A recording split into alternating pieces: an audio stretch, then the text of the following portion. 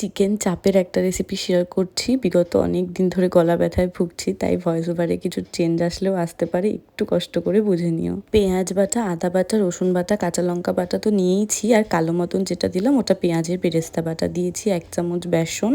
এই পেঁয়াজ বেরেস্তা বাটাটা দিলে কিন্তু চিকেন চাপের টেস্টটা অনেক গুণ বেড়ে যায়, পুরো ম্যাজিকের মতন কাজ করে। তোমরা ট্রাই করে দেখতে পারো, ম্যারিনেশনটাই আসল। সাথে দিয়েছি টক দই, গুঁড়ো মশলায় নুন, কাশ্মীরি লঙ্কার গুঁড়ো, আর কাজু, পোস্ত, চালমগজ বাটা, আর অল্প একটু গরম মশলা, 1 চামচ সাদা তেল, আর 1 চামচ করে গোলাপ জল আর কেওড়া জল।